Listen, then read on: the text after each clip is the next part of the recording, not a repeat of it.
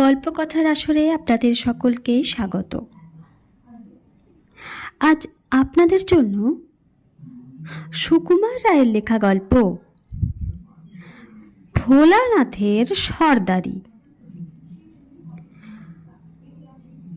সকল বিষয়ে সর্দারি করিতে যাওয়া ভোলানাথের ভারী একটা বদ অভ্যাস। যেখানে তার কিছু বলিবার দরকার নাই সেখানেও সে ভিক্ষের মতো উপদেশ দিতে যায়। যে কাজের সে কিছু মাত্র বোঝে না সেই কাজেও সে চটপট হাত লাগাইতে ছাড়ে না। এই জন্য গুরুজনেরা তাকে জ্যাঠা আর সমবয়সীরা বলে ফরফরিরাম। কিন্তু তাহাতে তাহার কোনো দুঃখ নাই, বিশেষ লজ্জাও নাই। সেদিন তাহার 3 ক্লাস উপরের বড় বড় ছেলেরা যখন নিজেদের পড়াশোনা লইয়া আলোচনা করিতেছিল, তখন ভোলানাথ মুরব্বীর মতো গম্ভীর হইয়া বলিল, ওয়েবস্টারের ডিকশনারি সব চাইতে ভালো। আমার বড়দা যে 2 ভলিউম ওয়েবস্টারের ডিকশনারি কিনেছেন, তার এক একখানা বই এতখানি বড় আর এমনি মোটা আর লাল চামড়া দিয়ে বাঁধানো। উঁচু ক্লাসের একজন ছাত্র আচ্ছা করিয়া তাহার কান মলিয়া বলিল, কিরকম লাল হে, তোমার এই কানের মতো? তবু ভোলানাথ এমন বেহায়া, সে তার পরদিনই সেই তাহাদেরই কাছে ফুটবল সম্বন্ধে কি যেন একটা মতামত দিতে গিয়া একখানা জ্বর খাইয়া আসিল। বিশুদের একটা ইঁদুর ধরিবার কল ছিল। ভোলানাথ হঠাৎ একদিন, এটা কিসের কল ভাই বলিয়া সেটাকে নাড়িয়া চাড়িয়া কল কবজায় এমন বিগড়াইয়া দিল যে কলটা একেবারে নষ্ট হইয়া গেল। বিশু বলিল, না জেনে শুনে কেন টানাটানি করতে গেলি? ভোলানাথ কিছুমাত্র অপ্রতস্ত না হইয়া বলিল, আমার দোষ হলো বুঝি? দেখো তো হাতলটা কিরকম বিচ্ছিরি বানিয়েছে, ওটা আরো অনেক মজবুত হওয়া উচিত ছিল। কলওয়ালা ভয়ানক ঠকিয়েছে। ভোলানাথ পড়াশোনায় যে খুব ভালো তাহা নয়, কিন্তু মাস্টার মশাই যখন কঠিন প্রশ্ন জিজ্ঞাসা করিতেন, তখন সে জানুক আর না জানুক সাত তাড়াতাড়ি সকলের আগে জবাব দিবার জন্য ব্যস্ত হইয়া উঠিত। জবাবটা অনেক সময় বোকার মতো হইত। শুনিয়া মাস্টার মশাই ঠাট্টা করিতেন, ছেলেরা হাসিত, কিন্তু ভোলানাথের উৎসাহ তাহাতে কমিত না। সেই যেবার স্কুলে বই চুরির হাঙ্গামা হয়, সেবারেও সে এই রকম সর্দারি করিতে গিয়া খুব জব্দ হয়। হেডমাস্টার মহাশয় ক্রমাগত বই চুরির নালিশে বিরক্ত হইয়া একদিন প্রত্যেক ক্লাসে গিয়া জিজ্ঞাসা করিলেন, কে চুরি করেছে, তোমরা কেউ কিছু জানো? ভোলানাথের ক্লাসে এই প্রশ্ন করিবা মাত্র ভোলানাথ তোরা করিয়া লাফাইয়া উঠিয়া বলিল, আগে আমার বোধ হয় হরিদাস চুরি করে।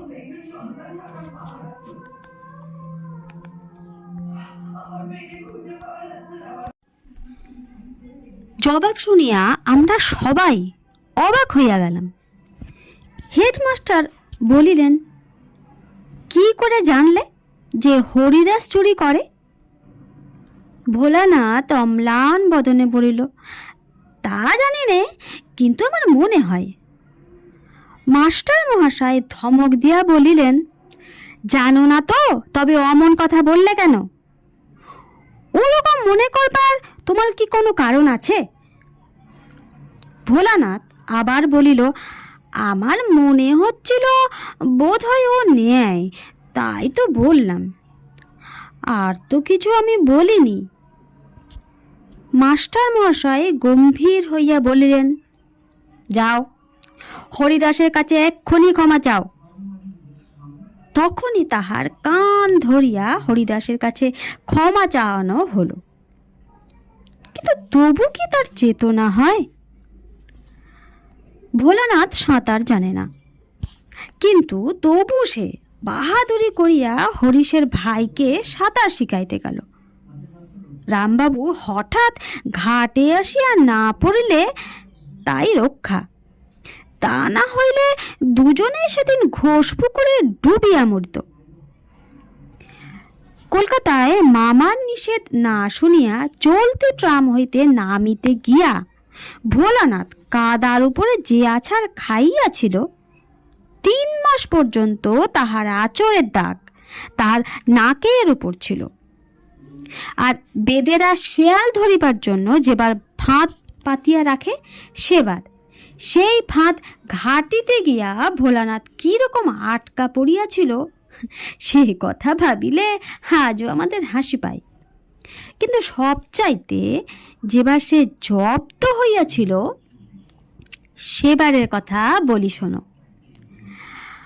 আমাদের স্কুলে আসিতে হইলে কলেজ বাড়ির পাশ দিয়ে আসিতে হয়। সেখানে একটা ঘর আছে, তাহাকে বলি ল্যাবরেটরি। সে ঘরে নানা রকম অদ্ভুত কলকারখানা থাকিত। ভোলানাথের সব তাতেই বাড়াবাড়ি। সে একদিন একেবারে কলেজের ভিতরে গিয়া দেখিল একটা কলের চাকা ঘুরানো হইতেছে, আর কলের একদিকে চড়াক চড়াক করিয়া বিদ্যুতের মতো ঝিলিক জ্বলিতেছে।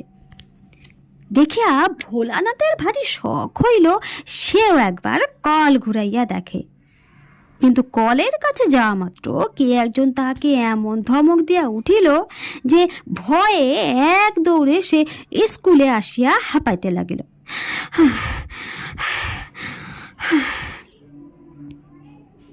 কিন্তু কলটা একবার নাড়িয়া দেখিবার ইচ্ছাটি তাহার কিছুতেই গেল না।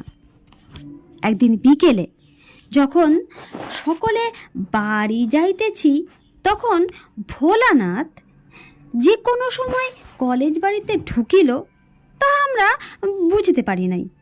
সে চুপি চুপি কলেজ বাড়ির ল্যাবরেটরি বা যন্ত্রখানায় ঢুকিয়া অনেকক্ষণ এদিক ওদিক চাহিয়া দেখে ঘরে কেউ নাই।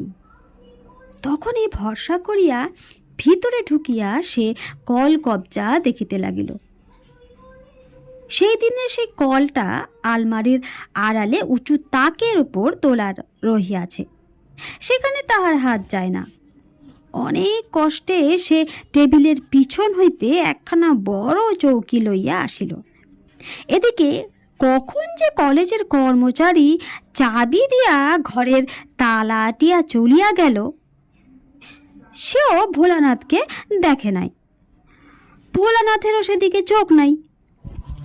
চৌকির ওপর দাঁড়াইয়া ভোলানাথ দেখিল কলটার কাছে একটা অদ্ভুত বোতল। সেটা যে বিদ্যুতের বোতল ভোলানাথ তাহা জানে না। সে বোতলটাকে ধরিয়া সরাইয়া রাখিতে গেল। অমনি বোতলের বিদ্যুৎ হঠাৎ তাহার শরীরের ভিতর দিয়া ছুটিয়া গেল। মনে হইল যেন তাহার হাড়ের ভিতর পর্যন্ত কিসের একটা ধাক্কা বাজিয়া উঠিল। সে মাথা ঘুরিয়া চৌকি হইতে পড়িয়া গেল। বিদ্যুতের ধাক্কা খাইয়া ভোলানাথ খানিকক্ষণ হতভম্ব হইয়া রহিল। তারপর ব্যস্ত হইয়া পালাইতে গিয়া দেখে দরজা বন্ধ।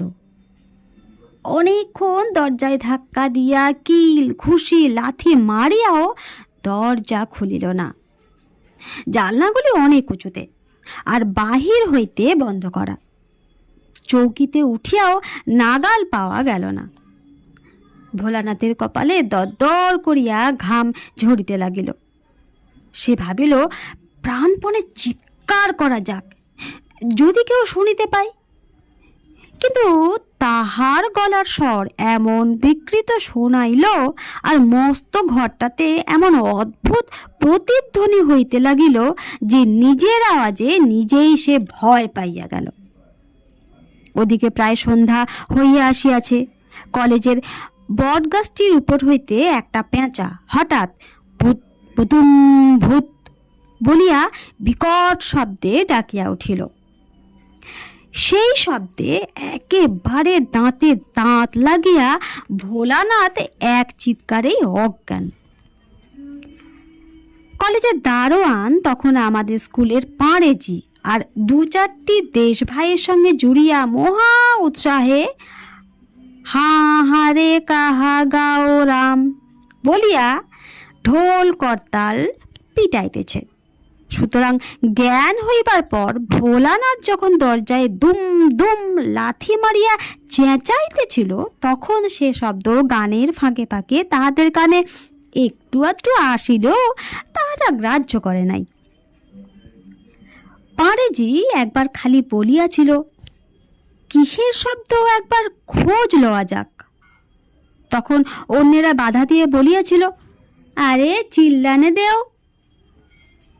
এমনি করিয়া রাত 12টার সময় যখন তাহাদের উৎসাহ ঝিমাইয়া আসিল, তখন ভোলানাথের বাড়ির লোকেরা লণ্ঠন হাতে হাজির হইল। তাহারা বাড়ি বাড়ি ঘুরিয়া কোথাও তাহার আর খুঁজিতে বাকি রাখে নাই। দারোয়ানকে জিজ্ঞাসা করায় তাহারা এক বাক্যে বলিল, স্কুল বাবুদের কাহাকেও তাহারা দেখে নাই। এমন সময় সেই দুম দুম শব্দ আর চিৎকার আবার শোনা গেল। তারপর ভোলানাথের সন্ধান পাইতে আর বেশি দেরি হইল না, কিন্তু তখনও উদ্ধার হয় নাই। দরজা বন্ধ, চাবি গোপালবাবুর কাছে। গোপালবাবু বাসায় নাই, ভাইজির বিবাহে গিয়াছেন, সোমবারে আসিবেন। তখন অগত্যা মই আনাইয়া জালনা খুলিয়া সারসির কাঁচ ভাঙিয়া অনেক হাঙ্গামার পর ভয়ে মৃতপ্রায় ভোলানাথকে বাহির করা হইল। সে ওখানে কি করিতেছিল, কেন আসিয়াছিল, কেমন করিয়া আটকা পড়িল ইত্যাদির জিজ্ঞাসা করিবার জন্য তাহার বাবা প্রকাণ্ড এক চর তুলিতেছেন। কিন্তু ভোলানাথের ফ্যাকাশে মুখখানা দেখিবার পর সে চর আর তার গালে নামে নাই। নানা জনে জেরা করিয়া তাহার কাছে যে সমস্ত কথা আদায় করিয়াছেন, তাহা শুনিয়াই আমরা তাহার আটকা পড়িবার বর্ণনাটা দিলাম। সে কিন্তু আমাদের কাছে এত কথা কবুল করে নাই, আমাদের সে আরো উল্টা বুঝাইতে চাহিয়াছিল যে ইচ্ছা করিয়া বাহাদুরির জন্য কলেজ বাড়িতে রাত কাটাইবার চেষ্টায় ছিল। যখন সে দেখিল যে তাহার সে কথা কেহ বিশ্বাস করে না, বরং আসল কথাটা ক্রমে ফাঁস হইয়া পড়িতেছে, তখন সে এমন মুশড়াইয়া গেল যে অন্তত মাস 3 জন্য তাহার সর্দারের অভ্যাসটা বেশ একটু দমিয়া পড়িয়াছিল। নমস্কার।